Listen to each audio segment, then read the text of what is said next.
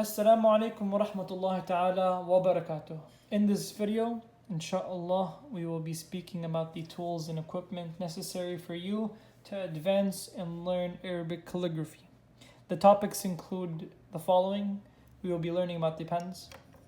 We will be learning about ink and inkwells. And then finally, we'll wrap up with paper, inshallah. I'm going to start talking about the pens first, so I'm going to move the ink aside. And I want to begin by addressing the marker pen. There are three main types of pens: the ready-made marker pens, the wooden pens, and then the metal pens. For the marker pens, these are really nice for beginner calligraphers because they're easy to write with.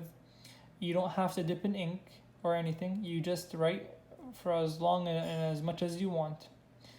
The disadvantage of these is that the head dulls out, and once it dulls out, you can no longer use this pen and you have to replace it with a new one. As you can see, the head of this pen looks like a chisel tip marker, which is exactly what it is. The size of this is 2 millimeters, right? And that is referencing the distance from the lower tip to the upper tip. That distance right there is 2 millimeters, and that is what is referenced in calligraphy sizing. So again, these come in ready-made sizes and ready-made to write. The only disadvantage is that once it dulls out, that's the end of this life. The second type are wooden pens. There are plenty different types of wooden pens: reed, bamboo, and a bunch of others. For the purposes of this course, bamboo or reed works just fine. I will show the sharpening process and how to make one yourself in a separate video, inshallah. The nice thing about these is that they're long-term investments, where if you buy one, this will last you a very long time, because as soon as the head dulls out, you can just sharpen it, cut another head, and it'll be just like new. These are perfect for people who are trying to learn how to dip, who are trying to learn how to, get the feel for wood. This is great, and this is the main tool calligraphers use in Arabic calligraphy. They don't use markers or metal as much as they do wood. So keep that in mind. Learning on these is a great way to advance in calligraphy. The last type are the metal pens. These are harder to find here because of the fact that you have a lot of English calligraphers who have pens in metal. And if you buy a metal pen, then you have to sharpen it using a grinding tool or a polishing tool. Finding them ready-made for Arabic calligraphy might be a little more of a challenge. You might find some online, but honestly, it's just easier if you stick with the wooden or the marker ones. Metal ones are nice because they don't dull out and they don't need sharpening, over long periods of time.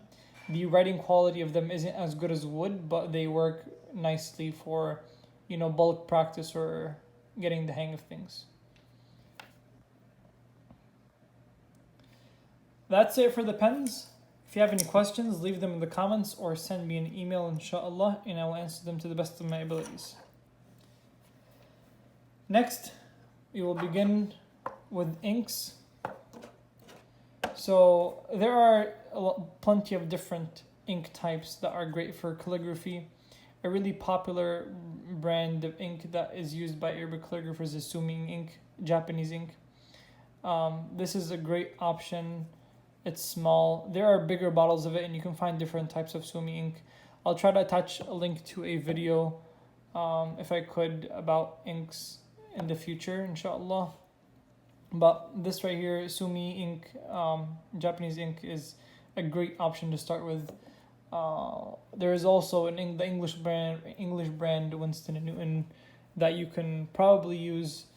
I think this is an old bottle that I had of it. I'll give you an idea of how it looks like.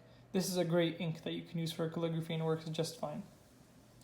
The second thing you need to make your inkwell isn't just the ink, right? You need a what is known as mahbara, or in this case just a jam jar. You know, any jar works, but this is great for making your inkwell. And the last thing is your polyester thread, or more preferably silk thread, but I know silk thread can be hard to find these days, so polyester thread works just fine. I got this from Walmart and it works great. I will talk about the process related to making your inkwells in a separate video, inshallah, and you'll be able to advance and work in that very soon, inshallah.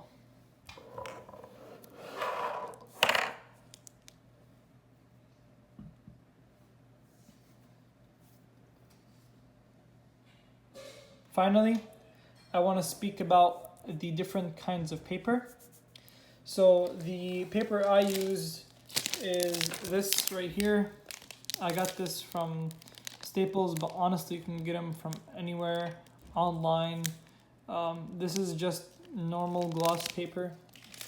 And the idea is that you want paper that is coated so that when you write, it gives you a nice smooth texture of writing and it doesn't absorb the ink and give you a dull form of writing. Hopefully in the future we'll talk a little bit more about papers, but I wanted to introduce you guys to it now so you're familiar with it for later.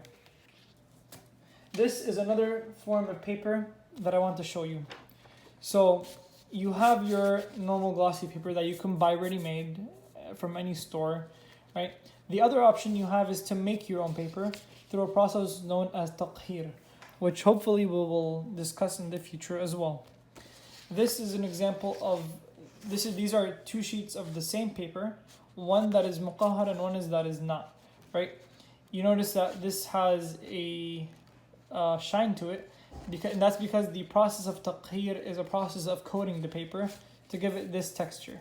So this is how it looks like after the process of taqhir and is ready made for writing. That's it for this video. If you have any questions about anything related to papers, inks, or anything, just send me an email or leave them in the comments, and inshallah I'll answer them to the best of my abilities. Assalamu alaikum wa rahmatullahi ta'ala wa barakatuh.